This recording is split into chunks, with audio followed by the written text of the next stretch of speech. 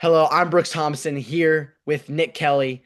Nick, congratulations on the 2024 Alabama Sportswriter of the Year Award. First of all, congratulations. I want you to talk about your journey and how you got ultimately to writing for Alabama.com.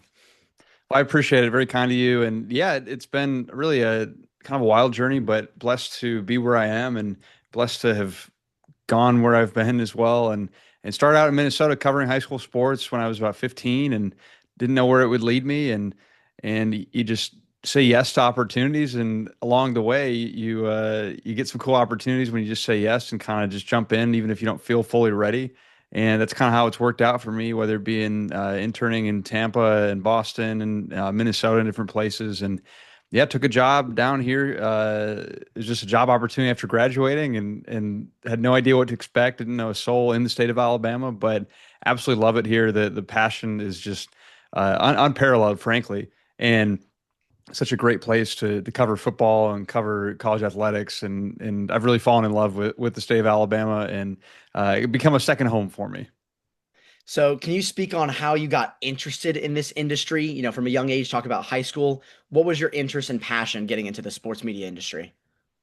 Yeah, I kind of had a almost like a mid high school crisis, if you will. Not that you have to really ask yourself existential questions at that age. That's a mouthful, but I was 15. I was like, man, what kind of impact am I having? And I had a classmate who died. Her name was Alyssa Edel, that died in a car accident, actually. And it makes you think at that age, just about, yeah, what are you doing with your life? Or what, I think you feel very invincible when you're in high school and that you've got this long life ahead of you. And you very well could, but you just never know. And so I think it's all about, okay, how am I spending my time? How am I having an impact? What kinds of things am I doing that really fulfill me and really is what I want to be doing? And again, you don't have to ask yourself that at 15, but I was.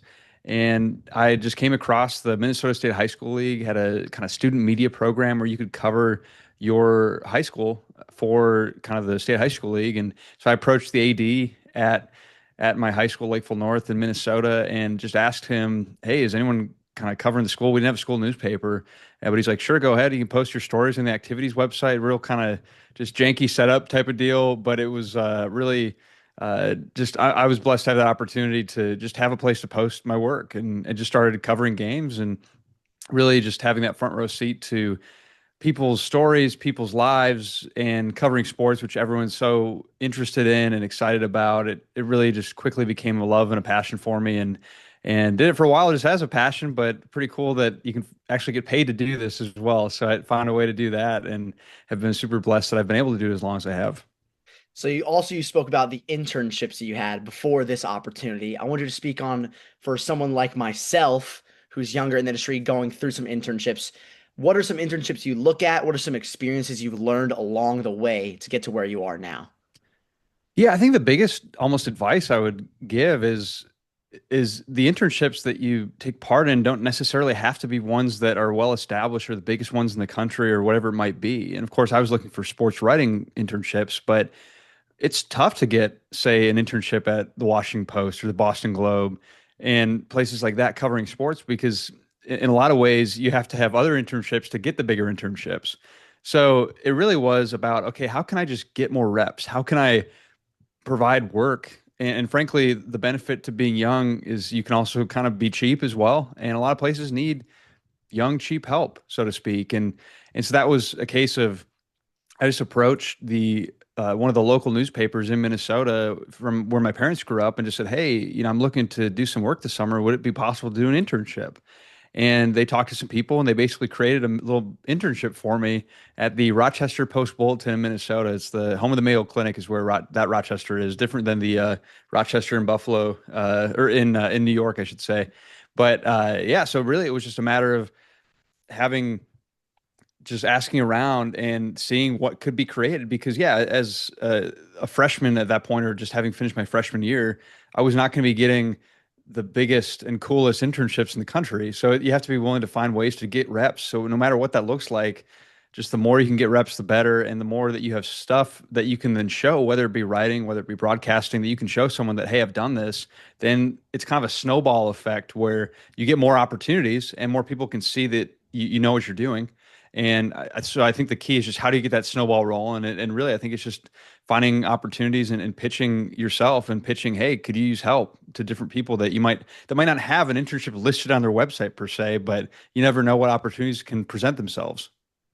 So you went from being in Minnesota growing up to going to Missouri for college, and now you're in Alabama covering as a writer. What was the process like when you graduated from Missouri? Were you looking in that area? Were you looking all across the country? And how did you land where you are now? So I would not recommend graduating in the heat of COVID. It was probably the best advice I could give there because I graduated May of 2020, which is not a good time to graduate at all, much less in sports or trying to get a job covering sports because sports weren't happening at that time. So yeah, it was a really tough time, and I was blessed that I had my parents have a good relationship with my parents, and they were willing to let me come back home until I could find a job. And I know not everyone's as that fortunate. So I felt blessed that way. But it really was a case of, okay, I just had to kind of wait it out and just take some swings and had a lot of places I didn't hear back from, didn't succeed. But I ended up getting honestly, it took almost a year for me to get a job. And so it really was applying all over the country, looking at different opportunities, and finally got the chance to the Tuscaloosa News was hiring an Alabama writer. And that was an opportunity that of course I was interested in covering a huge program that has a national brand like that with Alabama, and decided to make the leap down to Tuscaloosa. And so, as an Alabama writer, Tuscaloosa and sports and how University of Alabama is very diehard passionate. What are some great stories you have as a writer so far with Tuscaloosa News about Alabama sports in general? Yeah, well, and so I spent about 3 years at the Tuscaloosa News, and now I've been at AL.com for Mm. about a year now. But yeah, I mean, oh gosh, there's so many great stories, but I'll give you some like fan stories because those might be my favorite types of stories that I've heard. I do know of a family friend. So I met my wife in Alabama, and her there's some family friends kind of thing where every year their family buys all their Christmas gifts before the Iron Bowl. And the reason they do that is because if Alabama loses the Iron Bowl, then they give them half their gifts, or they would give them half their gifts as kids. They're grown up now, but just so because they'd be sad and they want them to be less sad after losing the Iron Bowl. And so I thought that was a great story. I also remember there was a time where I went to family gathering, a Thanksgiving type deal, and met an older relative that I think she's in her 90s, can't see the best, can't hear the best, but she wanted to talk to me about how bad the officiating was in the Tennessee game, and this is a couple years ago. So it's pretty awesome when you have these moments of fandom that are just next level, and I personally just enjoy that cultural aspect of it. And so now, first of all, I've said it earlier, but congratulations on being the Sports Writer of the Year award in Alabama. What do you look for in the future now with such a already successful career writing for AL.com now? And what do you look to build off of? Is this something that you want to continue just sports writing throughout, even with a changing medium of sports writing in general? Or do you branch out to other different ideas? Yeah, it's a great question because it's changing all the time. And to say that you know what the industry is going to look like in 10 years or 5 years is kind of bold because you just don't. You don't know what it's going to look like. And so I know this. I know that I love telling stories. I love covering sports. Whatever the medium might be, we'll see. But I think it's a case of right now, you just want to cover the team you cover as well as you can. And I love college football. It's so much fun to be in this environment where college football is everything to these people in the state of Alabama, and getting to be around that and cover that. Like I just feel so fortunate that that's what I get to do right now. And so yeah, answer your question. I don't know. We'll see, but I really feel fortunate to be covering Alabama for AL.com, which is such a great place to. It's the biggest news organization in the state, so I feel very fortunate to be doing that, and really just having a blast doing it. And of course, I want to ask you a final question. We already asked a little bit on the advice you'd give some younger people on what, of course, you should do in the industry to get to where you are now and to get to where you can be successful like yourself. What do you say to people that are, again, younger, but maybe are going through a little bit of a rut and trying to find where their place could be in this media?